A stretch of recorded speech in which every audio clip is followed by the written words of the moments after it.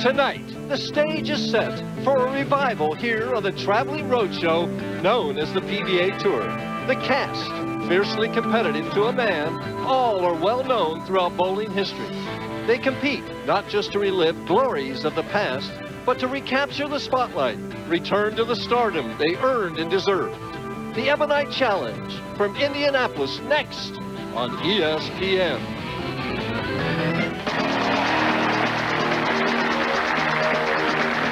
Live from Woodland Bowl in Indianapolis, it's the world's greatest bowlers in the championship round finals of the Ebonite Challenge. Here are your 5 finalists. Our 5th seed is a 7-time champion, making back-to-back telecasts, John Mazza. His opponent owns 4 major championships and is making his first telecast since 1994, Ballard Jr. Our 3rd seed became the PBA's 18th millionaire earlier this year in Harrisburg, Pennsylvania, Tom Baker. The number 2 seed is looking for his 2nd career win from Oklahoma, Mike Edwards. And our tournament leader is a former Tournament of Champions winner after his 6th title, Dave DeAntremont. And now up to a pair of PBA Hall of Famers, Mike Durbin and Marshall Holman. Thank you, David.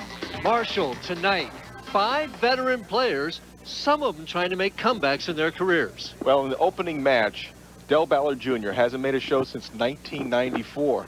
Mike Edwards, our number 2 qualifier, he hasn't won since 94, and Dave DeAntremont looking to capture that power he had in 1995 when he almost captured Bowler of the Year. Well, let's get right to the opening match, Marshall. All right.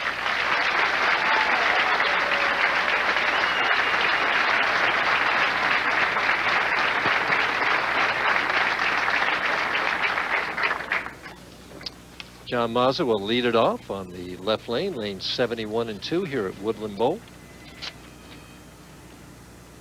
And they say his nickname is Captain Yo, but you say it's really Captain Fidget. Well, John does fidget a little bit, and he leaves himself the bucket, a tough shot. You know, he stopped practicing about 20-25 minutes prior to our airtime. He had the lanes figured out. He's the only left-hander in our top 5, and he didn't want to carry any oil down. Leaves himself a tough conversion in the first frame. So he throws the strike ball at it? It looks as if he is going to throw the strike ball at it. You need a little bit of power to make sure you get that sleeper pin in the back. Perfect conversion. She gives a safe sign. Well, we saw John Mazza last week on our telecast. This will be the first time we've seen Del Ballard Jr. since 1994. And he's wearing a wireless mic that they're having a little trouble hooking him up right now. And he's saying, hey, get me ready for the electric chair here. And quick technician get out there and unhooking so he is no longer wired. Well, I don't think he's, I don't think he could be nervous after that. Yeah, he has to undress on national television. He's ready. Takes his mind off what he was going to be doing, but quickly back into concentration for Del Ballard.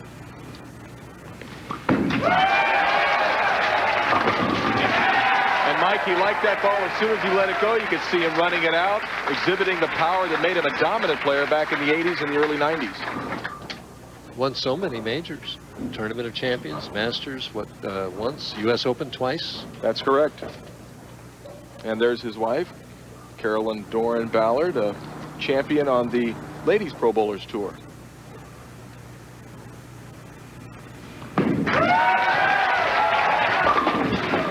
Ooh!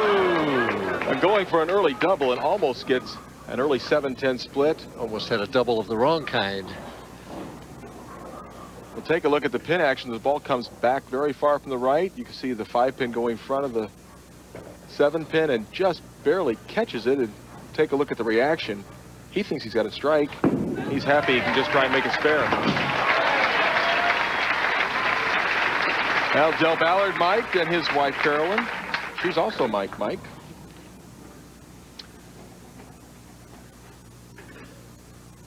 John Mazza setting his hand before he gets on the approach, then walks up there. He's been doing that for about a year.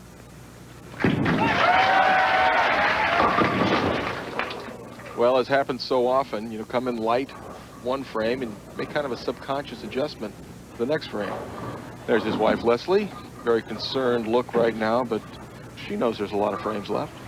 I don't think she liked that shot very well. She says, John, you can do better than that. No, she's not pleased with that. There's Anthony, and he's a handful. I asked John if it was an advantage being the only left-hander this week. Well, it could be, Mike. It could be an advantage, but it's hard to say you have an advantage when you're bowling against Del Ballard Jr., who hasn't made a TV show in 3 years, and he's very hungry. And this guy's like a bear coming after me tonight. So if I get past Del Ballard and get some momentum, I could win this tournament. Very honest answer. Yeah, has a lot of respect for Del. Two spares, hasn't hit the 1-2 pockets yet. Came in light last time. And a great shot on length 71 for the first strike of the match for John Mazza. Smooth execution there. Well, we'll take a look at this beautiful delivery. A 4-step approach. Gets the ball started in the second step. Shoulder high backswing, a good solid knee bend, a good release, and a great reaction. He told me it was going to be a matter of keeping his speed proper tonight. 4-7-10, using one ball on the right lane, another ball on the left lane. Yeah, and that shot was just a little bit short. Did not get the ball far enough down the lane. Hooked early. Didn't like it.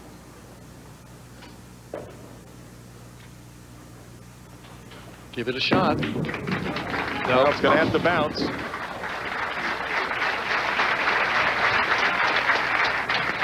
See that kind of a small field this week, only 109. Everybody averaged over 200. It took 210 and a half to cash, 214 to make match play.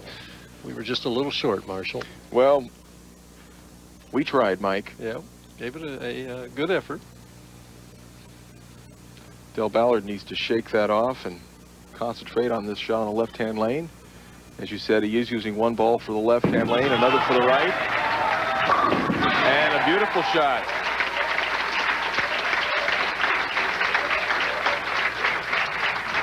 Del Ballard leading by 12 pins as we head to our first break, and you see the replay of his strike. Mazza working on a strike. We'll see if he can double when we come back.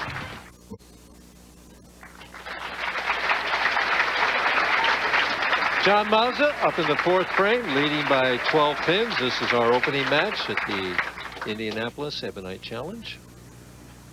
Well, he made the right adjustment when he came in light on the left-hand lane. He came in a little heavy on the right-hand lane. We'll see how he does. Perfect. Boy, coming out of commercial, he had absolutely no problem with sitting around for a couple of minutes and waiting. Eyes looking at the rack to see if he needs a re-rack. Decides that he likes the setting of the pins. Scoreboard showing he leads by 22 pins as we head to the fifth frame. Just find that so interesting of him setting that hand before he gets up onto the approach. Only player that does that, right? He's the only player I've ever seen do that, and I couldn't do it personally because my hand would start to perspire, but for John Mazza, it works, and that was a great shot. He really expected that ball to strike.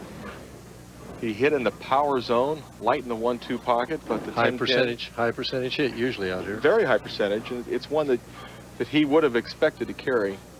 We'll take a look at this ball as it makes a hard right turn into the pocket. The 5-pin got deflected a little bit and didn't have a chance to go into the 10. Hard and straight. Easy spare, leading by 21, but Ballard working on a strike as we head to the fifth frame. And this was a condition all week, Mike, that did not lend itself to a lot of long strings of strikes. So Del Ballard only down by 21. If he could get a strike here, cut it to 11.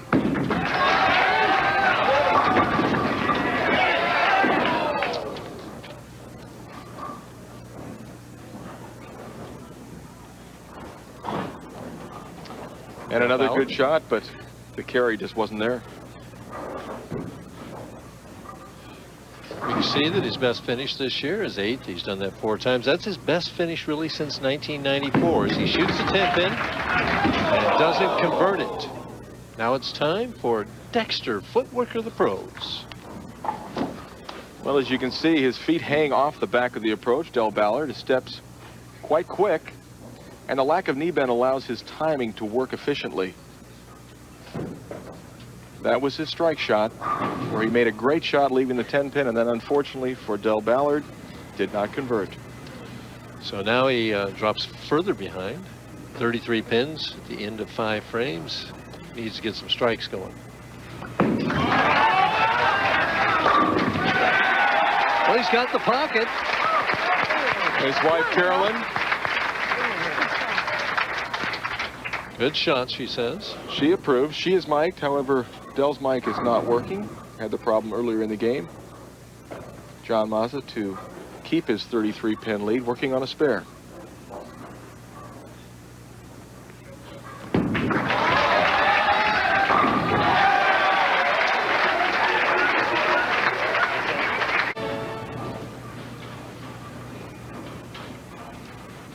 That will be right after we get done with this telecast. That Wednesday is tonight, folks.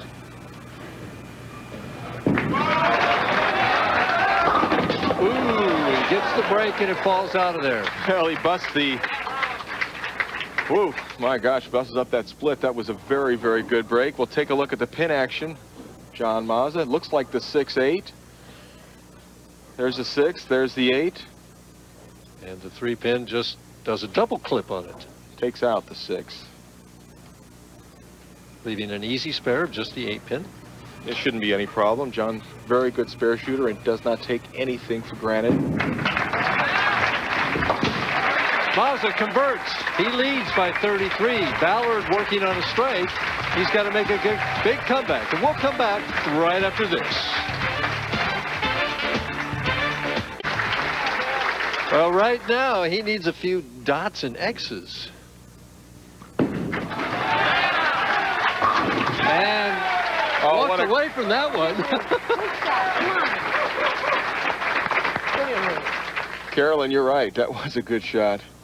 I think she's threatening him. Says, I know you can bowl better than that. As I said, Del Ballard will not quit, even though he made that mental mistake, missing the 10 pin in the 5th frame. He's still working hard. Strike here, it cuts it to 13 pins. He has this lane wired. Oh, yes.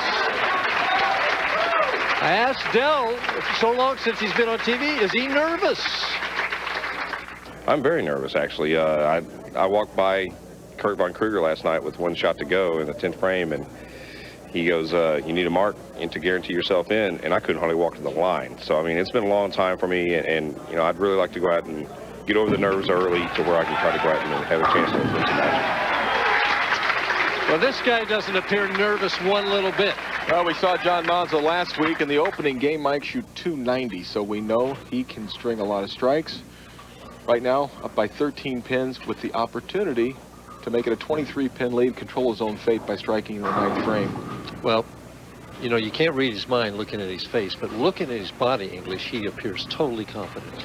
I talked to him just prior to the telecast, and he said that he was not nervous, that he felt good.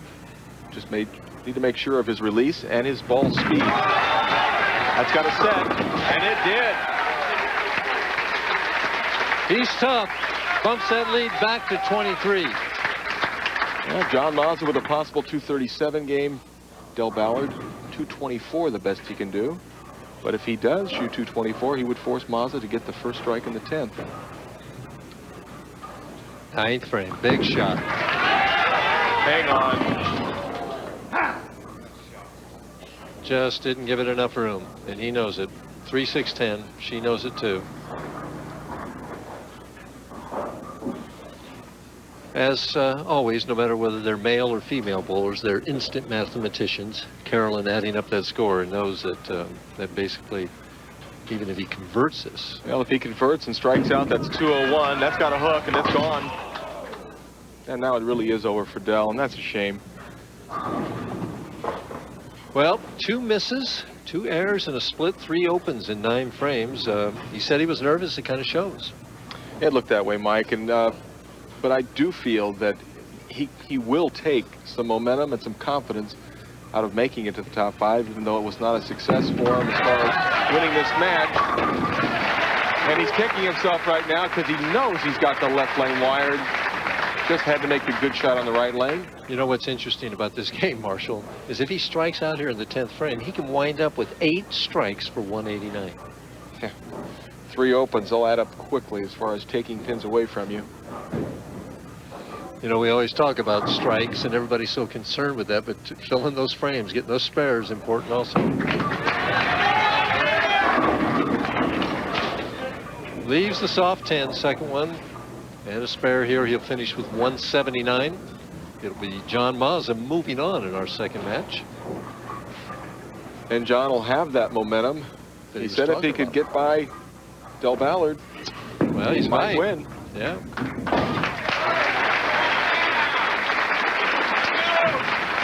And Del makes the spare, kind of chiding himself a little bit.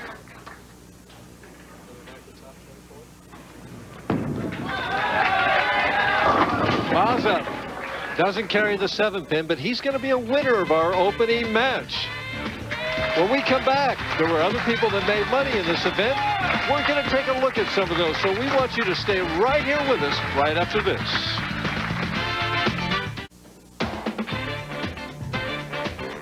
Now let's take a look at some of the other top finishers this week in Indianapolis. Just missing good-looking Steve Wilson, who's still looking for a title this year after posting his first 2 wins in 1996. Eugene McCune, when he's on, he has one of the most powerful strike balls on tour. And strong Bob Spalding. He's another high-revving bowler who can put 10 pins in the pit as fast as anyone. George Branham III, a former Tournament of Champions winner and the only Indianapolis resident to make it to match play. And Mike Miller, he revolutionized a no-thumb delivery among the professional ranks. Opening match, John Mazza defeated Del Ballard 214 to 179. That earns him the right now to take on Tommy Baker.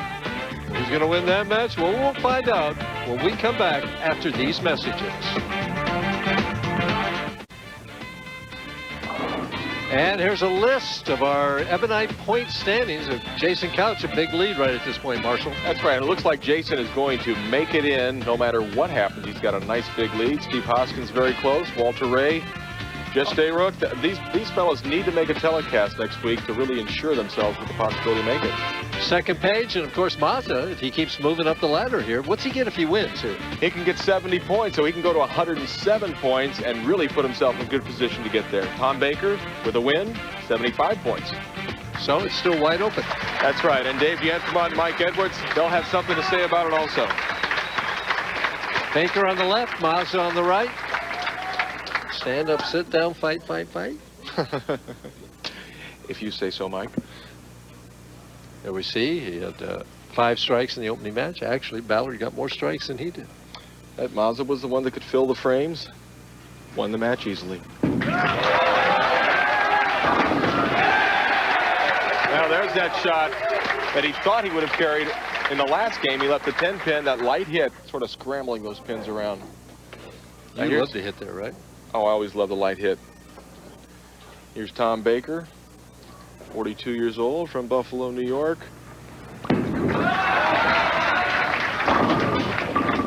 And he's changed his method of attacking the lane since practice. It looks like he's moved in a little bit, trying to hook the ball more. That ball did not bite the lane, left the 2 pin. He'll switch balls, go hard and straight.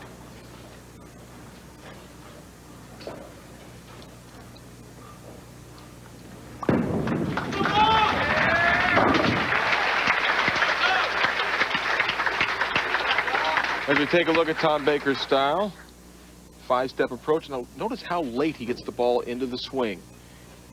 This enables him to have what he calls late timing and helps him to be a little more powerful at the release. It doesn't work for most players, but it works for Tom Baker. Helped him make $102,000 last year. He really has had quite a resurgence in the last couple of years, Mike. Two-pin tried to trip the 4, but didn't quite get it. Better shot in the second frame. Yeah, it takes a little while to kind of settle your nerves down, get yourself into the match. That's the advantage that John Mazza has by winning that first game.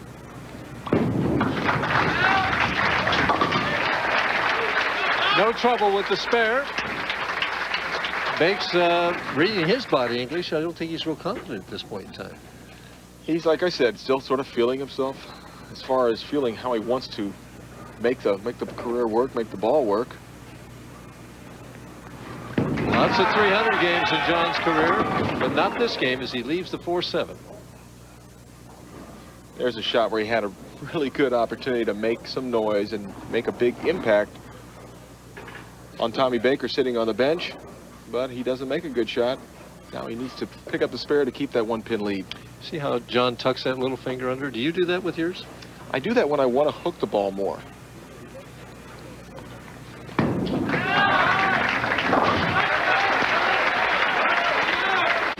I've got to change my bookmark on that. I've got the old address.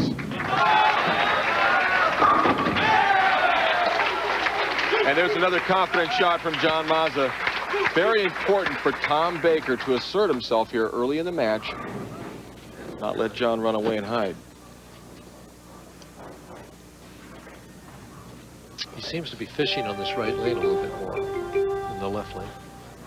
Had some problems in practice with it. Once again, he's very, very deep, throwing the ball wide. Once again, doesn't get back. 2-8. Be interesting if he switched balls at this spare.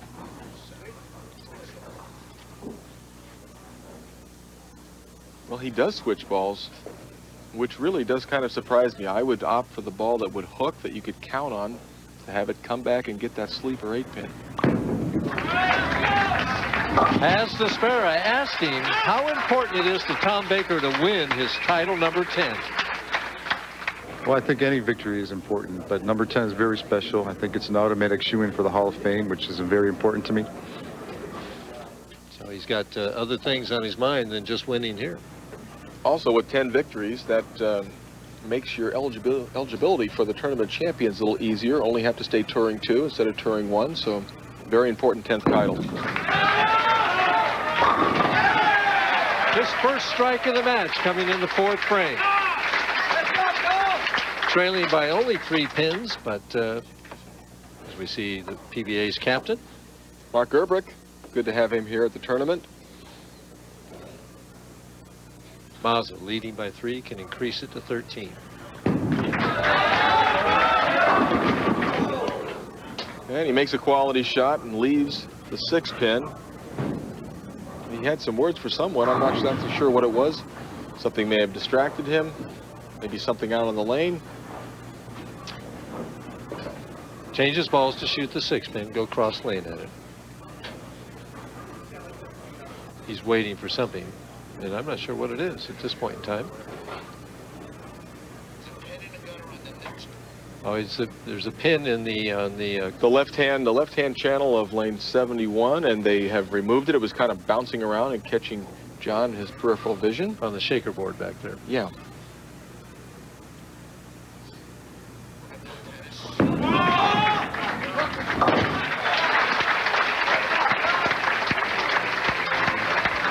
It's the ATP Tour. ESPN's coverage of the ATP Tour continues tomorrow through Sunday with the Paris Open. This is the 9th Mercedes Super 9 tournament of the tour leading up to the ATP World Championship. That's hard to say, ATP. And it's hard to hit that left lane right now for John Mazza as he leaves the 6-7. I really don't think that was as bad a shot as what he ended up getting. This, as we take a look at John Mazza, looks like he makes a pretty good shot, maybe a little slow on the speed, not that high in the pocket, but what made that split happen was the angle the ball took as it went through the pins. Took a right turn. Well, and he takes the count. All of a sudden, Tom Baker sitting on the bench, given a nice fat 10-pin lead and working on a strike beat.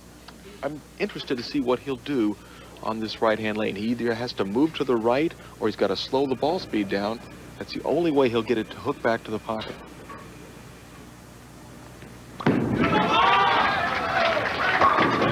Oh, what a great shot for Tom Baker. A little clinch of the fist.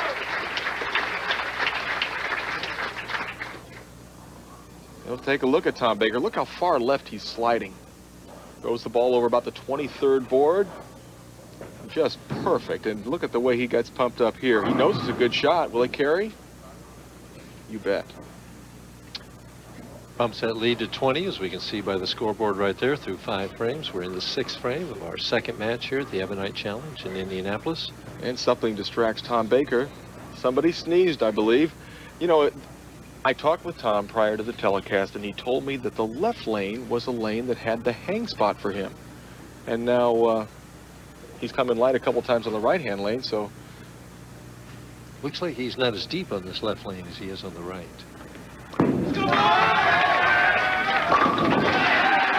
Boy, that ball got deep in the pocket. Tom Baker working on 3 in a row, leading by 30 pins. Mazza's in trouble. We'll find out how he's going to do when we come back. Stay tuned.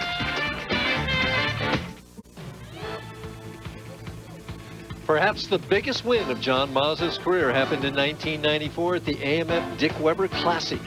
As we look back to a younger John throwing the crucial shot in this, his reaction as he snaps out that 7-pin and defeats Parker Bone to win that title. Now, John's an exciting player, and he's going to have to show some excitement. He trails by 30 pins right now going into the 6th frame.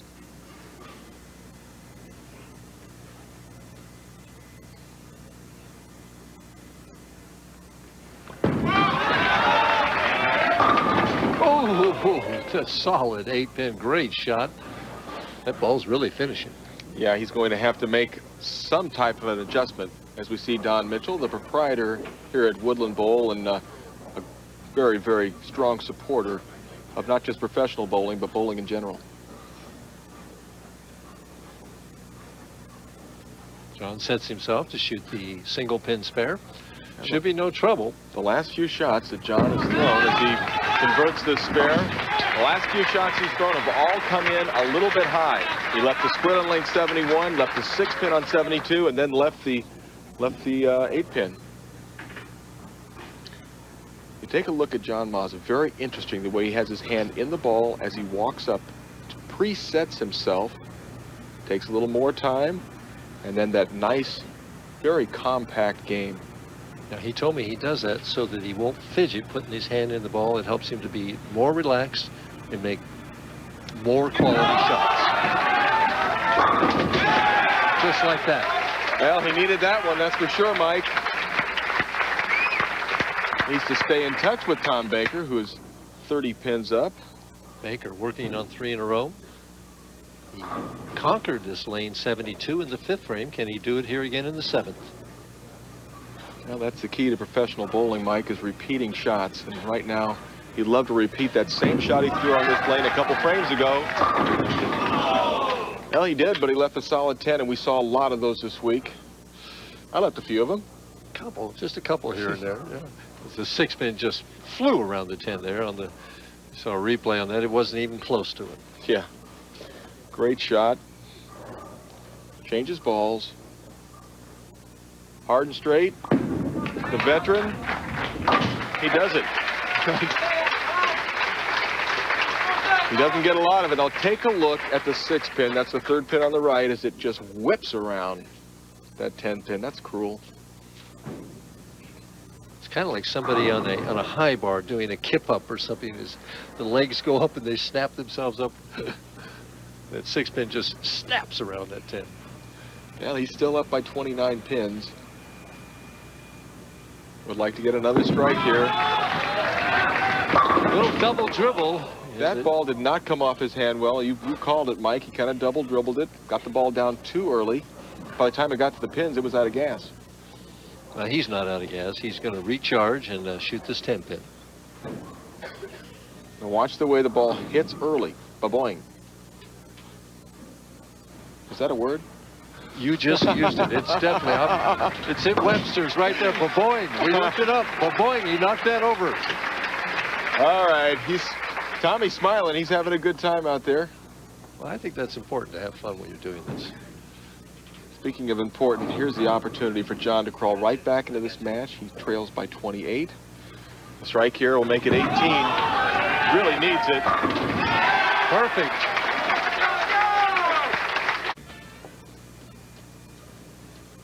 Ninth frame. Oh, and there's a break for John Mazza. He made the adjustment, and he almost made too big of an adjustment. The ball just barely got back and mixed them all up. He only trails by 8 pins. Look how far to the left this ball is. Now it starts making its move, but it doesn't look like it's going to quite get back full enough. And it didn't, but it mixed them up. The old bucket crumbler. Baker leading by 8 pins in the 9th frame. Well, he gets a 10 pin to fall that shot. Important shot. Baker can get 2 strikes in the 10th and then 3 pins, and he wins. Of course, if he didn't strike on that shot, then he couldn't. His fate was not in his hands. That's right, Mike. Leading by 8. First one, as we see the scoreboard right there, puts him up by 18. Well, Tom Baker is a fan of horse racing, and if I had to handicap things right now, I think he's in a good position to strike on lane 71. Well, and I was wrong. I don't like your odds, Marshall. Is he 4, 6, 7s? And that's going to put him in the, unless he bounces this out, makes it, that puts Mazza in the lead. And Mazza, 3 frames ago, looked like he was absolutely gone. Tom Baker, I believe he hit his spot, but did not have the good ball speed. That's why the ball hooked high, leaving the 4, 6, and the 7. 9 out. He's going to finish with 203. So Mazza needs to fill 17. Very good. See, that's why you're the expert analyst, because you come up with those figures so quickly.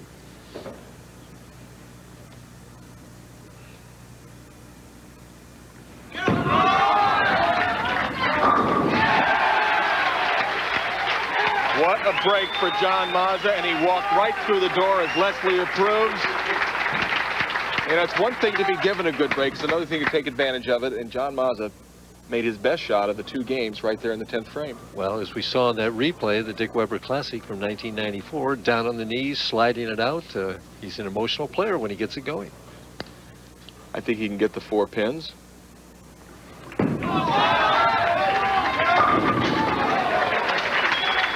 John Mazza comes from behind to pull out match number 2.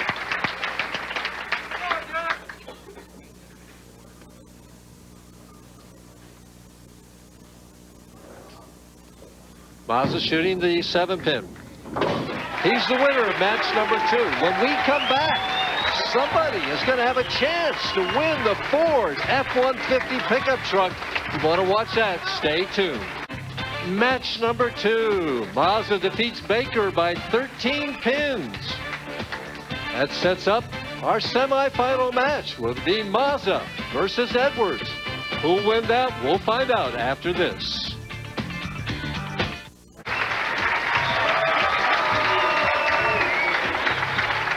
Mike Durbin back with Marshall Holman here at Woodland Bowl in Indianapolis. It's the semi-final match of the Ebonite Challenge here in Indianapolis. Mazza again starting on that left lane. The players are letting him finish on the right lane. Well, I don't think the players are worried about where Mazza's starting or finishing. They're more concerned about what lane they like better. And for Mike Edwards, it must be that left-hand lane. Well, Baker thought that too until the 10th frame. Yeah, that was a very unfortunate way to lose. Really gave the match to John. Will he get it? He's got a chance at it. It's gone.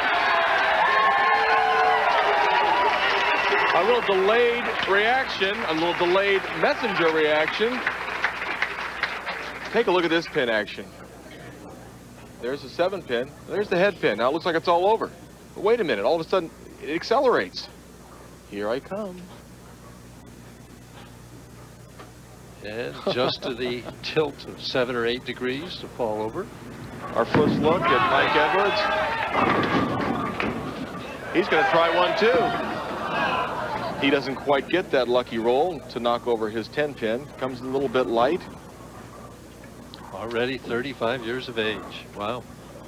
Time does fly, doesn't it, Marsh? Yes, it does, Mike. 15 years on the tour with one title. It came in Toronto a couple of years ago at the IWF Foresters Open. That's got to hang on, and it does. So I know his wife Meg is back in Oklahoma City rooting him on. She wanted to be here in person tonight, but was unable to make the proper connections. His first TV appearance of the year. Blowing out a little air, trying to relax, get the jitters out of the way the first couple of frames. Well, he has some lofty goals. He wants to earn $1 million and make the Hall of Fame, and with one title to his credit right now, he could certainly use this one to help him toward that goal.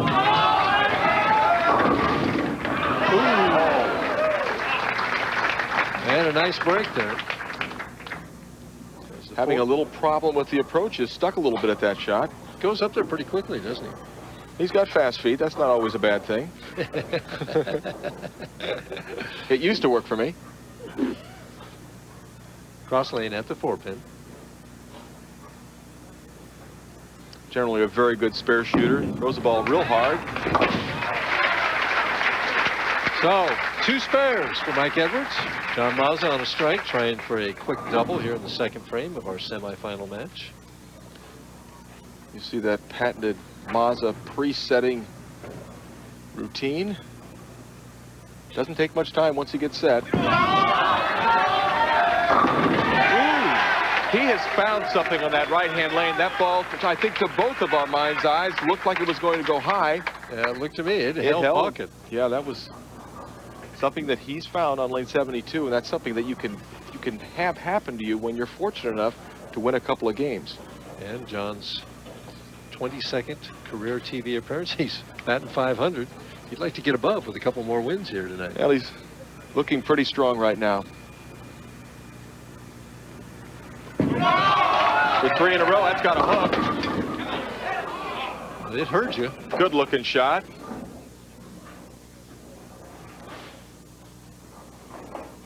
We'll go back to lane 72. The previous frame, you watch his shot, Mike, and it looks as if he sets it a little bit short. It looks like it's got to go high. Well, it just looks like he's moved in on that lane and out on the other lane. Yeah, he's definitely found the right trick for both lanes. And the spare conversion. Mazza staying clean, hanging in every match, forcing them to beat him.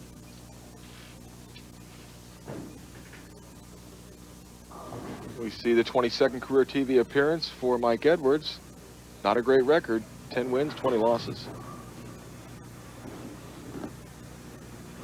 Trying for his first strike. Beautiful shot from Mike Edwards. Really projected that ball well out onto the lane, delayed the hook, was able to keep it in the pocket.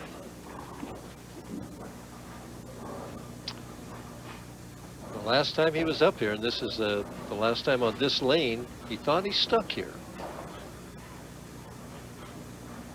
You can see a little bit of a hop step. He did stick a little bit. Needs to put that behind him. Chance to tie the matchup.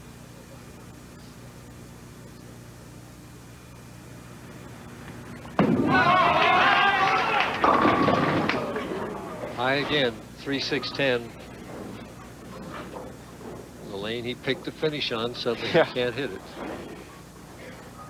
And it's so important, especially for Mike Edwards, to get the ball down the lane, to project the ball out onto the lane, throw it a couple, 2 or 3 feet before it hits the lane, and he didn't do it on that shot. That's why the ball hooked a little early.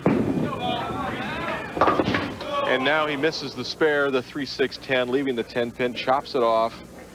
And how many breaks does John Mazza need?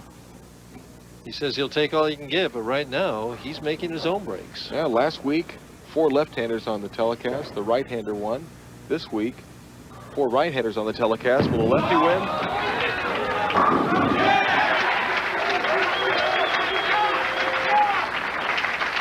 John Mazza rolling right along, strike in the fourth frame, leading by 22. And we see the top money winners, or this is of all time. A couple guys over $2 million, Weber and Walter Ray. John Mazza trying to make up a little distance on number 4. We see Amleto, the great Mark Roth, who's been bowling pretty good of late. Dave Hustad's going to be bowling next week in Virginia.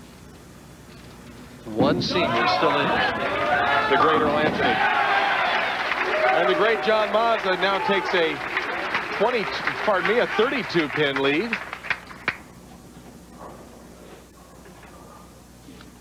Well, that's just exactly what you want to do. If your opposition gives you the opening, come right back the next 2 frames and just jump all over them. As we see the career earnings of Mike Edwards at $685,000. Been a quality bowler for a number of years. Back in there on lane 72.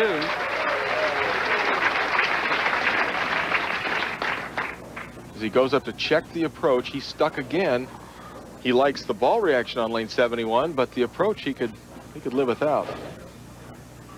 Is it possible that a little bead of perspiration or something created a problem? Maybe a bead there? of perspiration, maybe a little bit of rubber from the bottom of the shoe. Right now they're cleaning the approach, and John Mazza is watching that extraordinarily close because he doesn't want them to mess with his approach and his slide.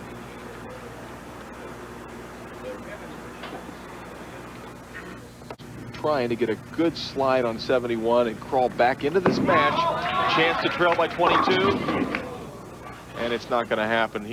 I think it's a combination of mostly the approach that's inside of his mind, not allowing him to make the good shot, Mike. Well, he certainly has not made the shots that he was making in practice on that lane. He was just drilling it. Now he's been high every single shot. Open in the fourth frame, a chance for an open here in the 6th. And the way it looks right now, it doesn't matter how or what lane he's finishing on. Mike Edwards open again. Mazza in a commanding position in our semifinal match. He's cruising right along, and we'll cruise back right after this.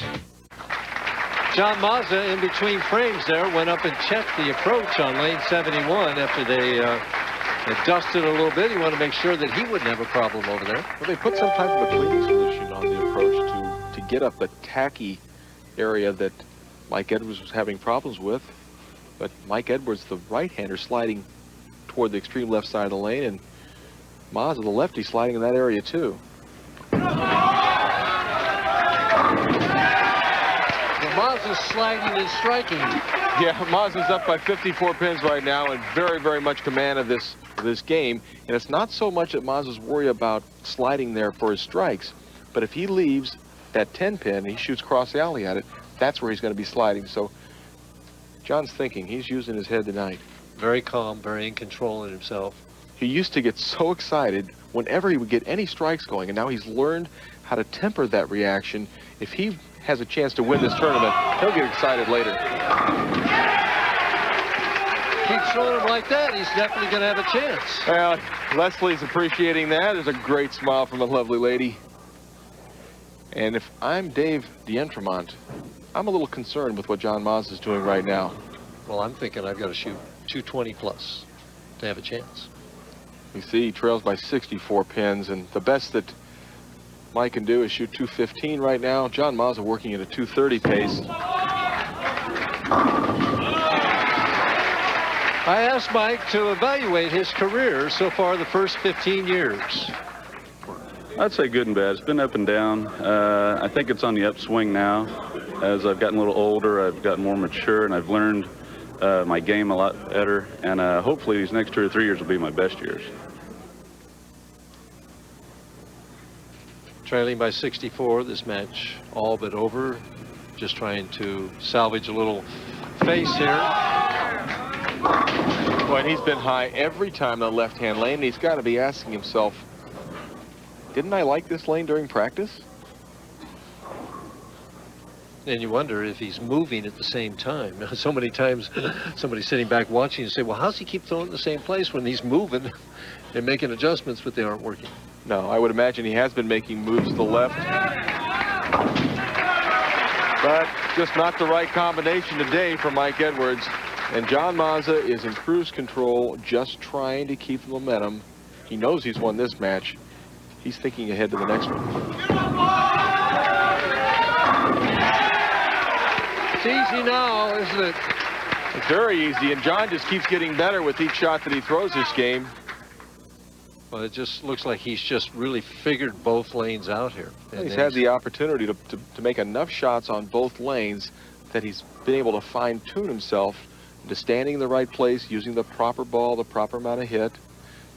We see the president of Ebonite International, Bill Scheid. Great to have him here at his tournament. 9th frame.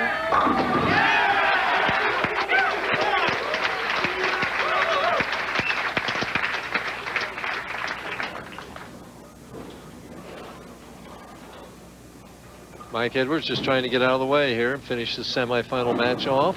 9th frame. And it just doesn't get any better, the 2-8-10. Oh my, everything just seems to be going in the wrong direction for Mike Edwards.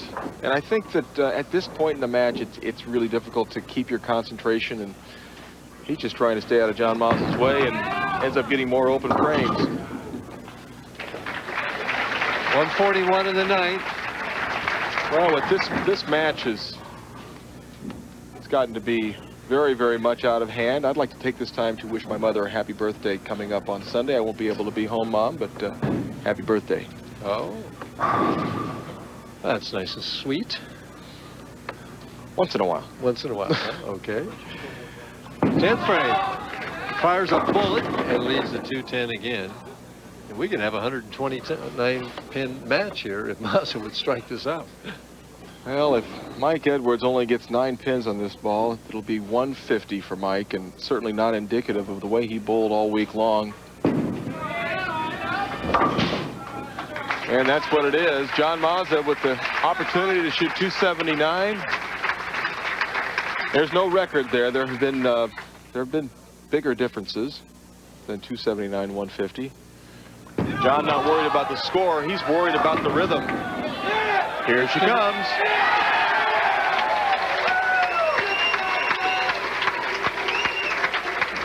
With that fortunate break for John Mazza, we're going to go to commercial right now. We'll be back with Championship Frame after these messages. Stay with us. Now it's time for Championship Frame, a review of our 3 previous matches. And in the opening match, Mazza defeated Ballard, who had 3 opens, 214 to 179. That moved him on to take on Tom Baker. And Tom Baker opened late in the match, the 10th frame. Mazza walked right in for a 13-pin win, 216 to 203. That set up the semifinal match, which, Marshall, it turned into a runaway. Well, and once again, we see John Mazza getting help from his opposition. Not that he needed it in this game, Mike. There's a 3-10 split for Mike Edwards. He doesn't make it. And disappointment written all over that face. Final score, 129-pin victory. Mazza, 279. Edwards, a disappointing 150. Our championship match. Dave Dintermont's been watching. Mazza's been striking.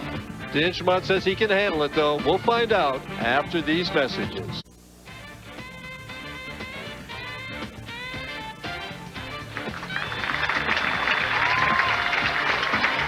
John Mazza picks up his ball from the adjacent lane where he was practicing. In fact, he had a couple of them over there. D'Entremont's going to at least make him finish on the other lane this time, but the way Mazza's been striking, he's hitting both of them.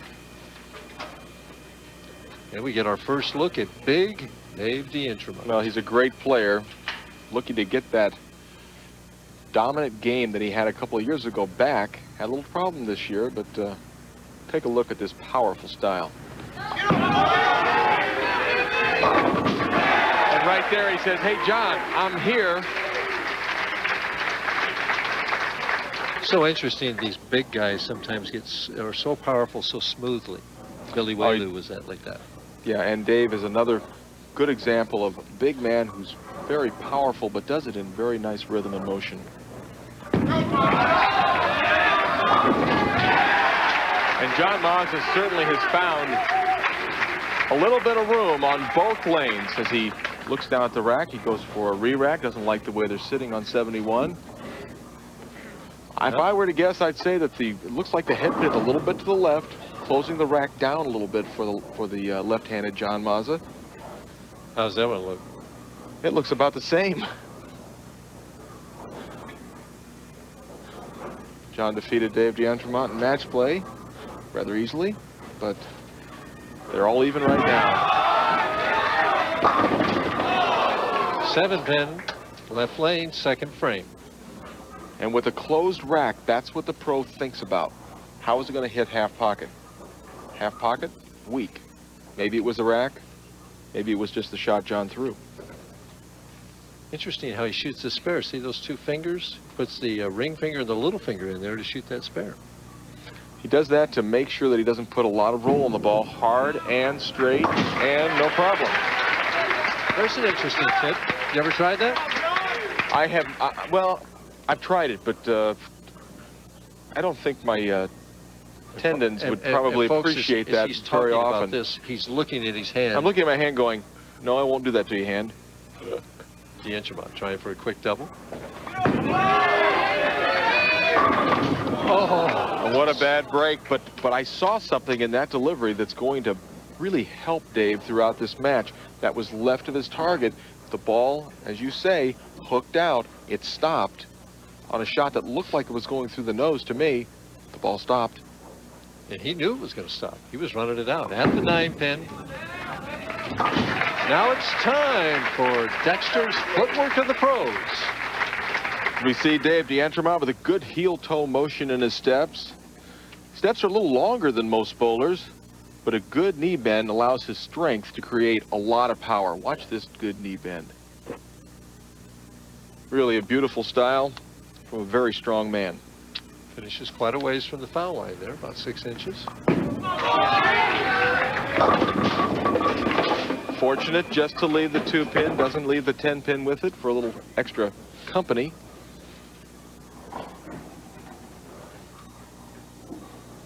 And there's Dave's wife, Sylvia. She flew in today from Cleveland.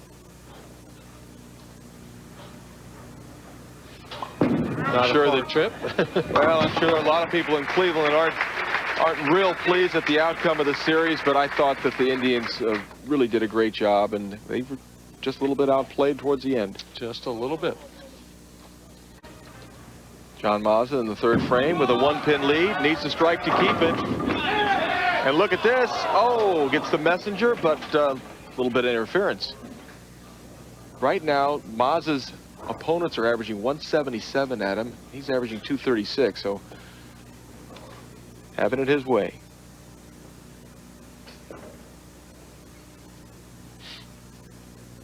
Cross lane at the 7-pin. As he converts that, we want to inform you.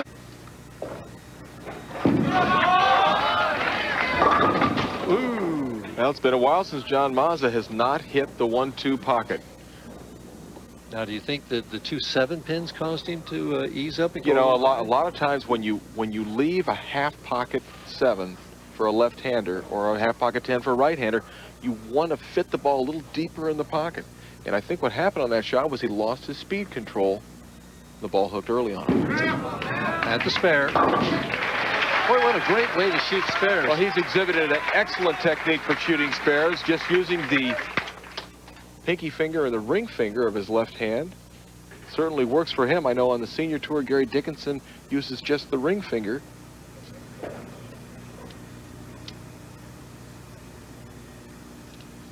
Fourth frame, D'Entremont leading by 3. Snapped hard, left the 3-6. PBA Hall of Famer, former public relations director for the PBA, Bud Fisher.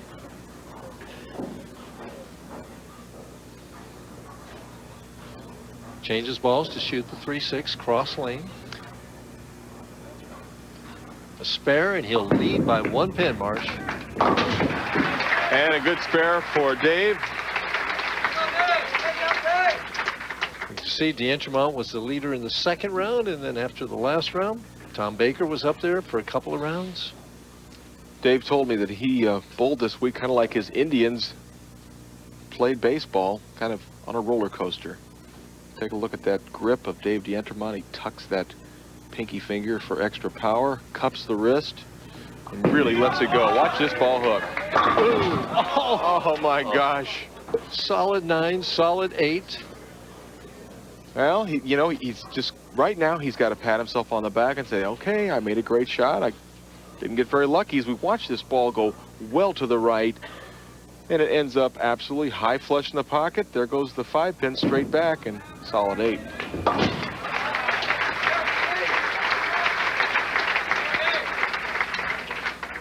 Well, match is all even, and there's another good break for John Mazza. Well, right now, if he strikes, we have an even match halfway through the championship game. And every time somebody has given him an opportunity, he's walked right through the door. Isn't that, you watch these bowlers bowl, you watch Dave D'Entremont leave a solid 8, and then take a look at the pin action on a shot that looked like it might have been the bucket. Crumble, crumble, there they go. That ball was very light in the pocket, and that's his cheesecake strike with an excellent crumble crust. yeah, he'd like to turn that into a double right here and take a 10-pin lead. Or the double and the lead. There's a great shot from John Mazza. He just splits the 8 and the 9-pin with the ball. For the first time in the match, D'Entremont is trailing as he bowls on the right lane, 72 in the 6th frame. As the graphic shows, he's working on a spare in the 5th frame.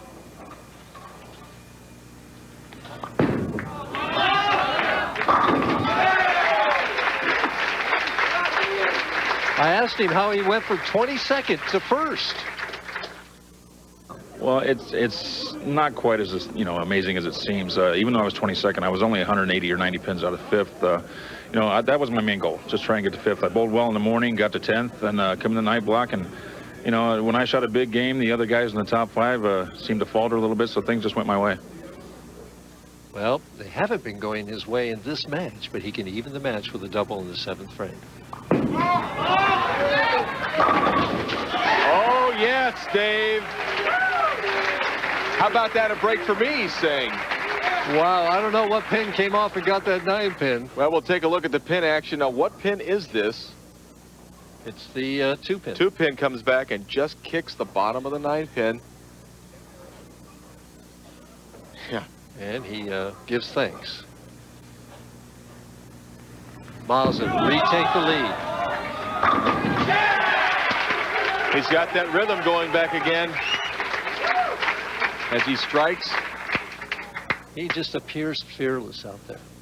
His mental game is just so much better than it was 4 or 5 years ago. He's really matured. As we see our scoreboard, Dave D'Entremont now 10 pins down. Kind of hoping that Mazza doesn't make it 20. Yeah, just leave something, he says.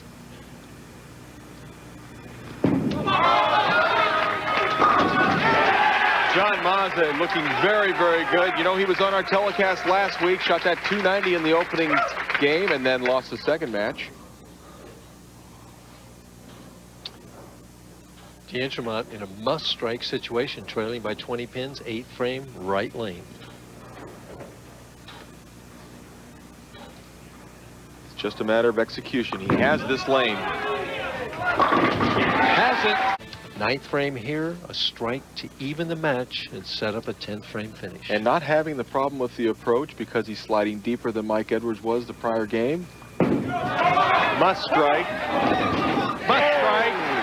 And there's the first great break for the opposition of John Mazza. Take a look at how far this ball goes to the right. Now, is it going to get back? Look at the 10-pin. Something just barely rolls it in. All right. It's a great reaction. The 6-pin just clipped that 10 going around. Just enough. Mazza to regain the lead. What a great title match. It's just, I'm punching you, you're punching me. And Mazza takes a quick 10-pin lead. And in the 10th frame, if John Mazza gets 2 strikes in the 10th, all he needs to do is just keep the ball in the lane. he'll win the tournament. But he must strike here. Working on 5 in a row. Something distracted him.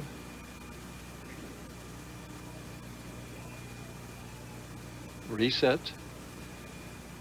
Puts that hand on the ball.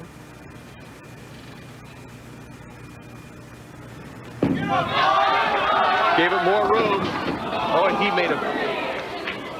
he gave it more room and threw it harder. The ball hung, and right now Dave D'Entremont is in a very, very good position. John Mazza needs to make this spare in order to make Dave D'Entremont strike the first ball in the 10th. Watch this ball go further to the left, and he also threw it harder. Can't see it in the slow motion, but it was more speed. Fortunate that the 9-pin fell out. Has a chance to make this. Oh, that's a terrible way to finish the tournament. That really, really hurts. Leslie knows it.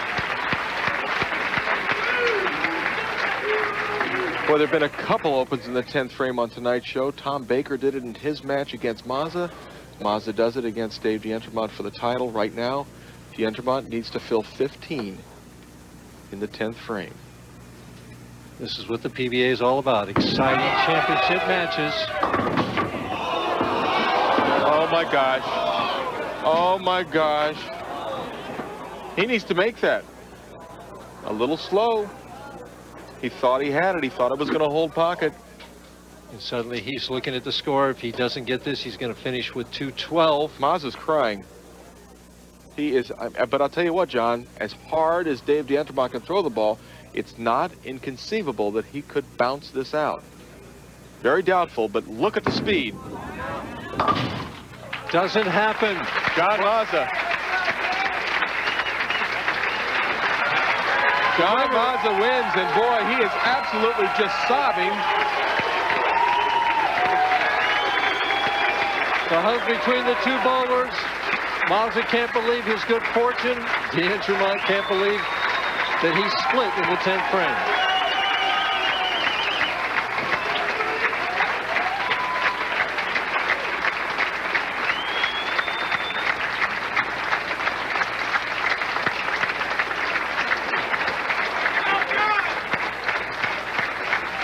Your champion with his son.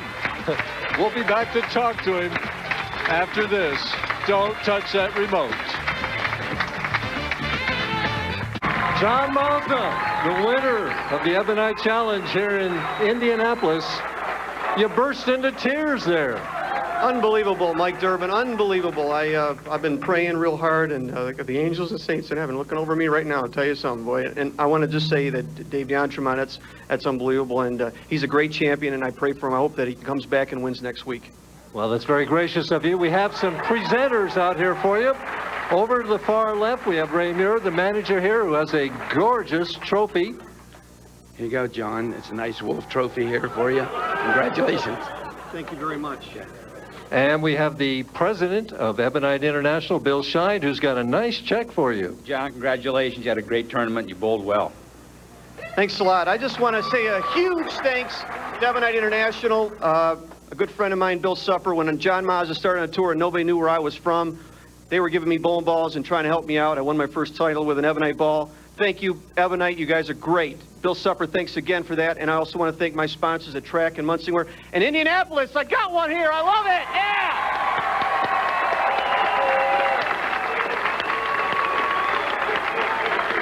Well, we're going to turn a very sedate John Mazza into an analyst right now here, because we're going to show you a couple of shots right here. First of all, we're going to show your shot in the 10th frame. Tell us about it. Choke City. Choke City. I just made a bad swing. I got ahead of myself, and my heart rate was just getting up there, and I threw it out the window, and I let it go, and I said, okay, looks like you're going to finish second this week. Nice bowling. I thought I cut that 3-7 in, and I was 8, and then I sit down and say to myself, Mike. Now let's look at D'Entremont. I didn't look at this. I didn't want to look, and I'm in absolute shock. I mean, he made every single shot he made from like the 4th frame on was absolute dead pack city, and I'm just shocked. Just shocked. Well, we're not shocked, but Marshall is a little shocked. He wants to ask you a question. John, you had more than just that one break from Dave D'Entremont. Yes. Had a lot. Absolutely. The whole night. Absolutely. Pretty fortunate. I'm looking for the horseshoe. Where is it? Is it located in the left pocket or right pocket? Unbelievable. Yeah, I'm Tom Baker, great player. Just threaded the needle every time in the pocket, and he went up and made a bad shot, and I was shocked for that. You're right. Everything went my way. I was just what a night. Incredible. Another miracle. Another miracle. Well, congratulations. Great win. Thank you, Marshall. Thanks a lot. Congratulations, John. We got to say goodbye. Bye, JoJo. I love you, JoJo. For Marshall Holman, this is Mike Durbin saying so long from Indianapolis, where John Mazza is your winner. Be sure to join us next Wednesday night for the final Ebonite Challenge. Stay tuned now for Shell's Wonderful World of Golf. This has been a presentation of ESPN, the worldwide leader in sports.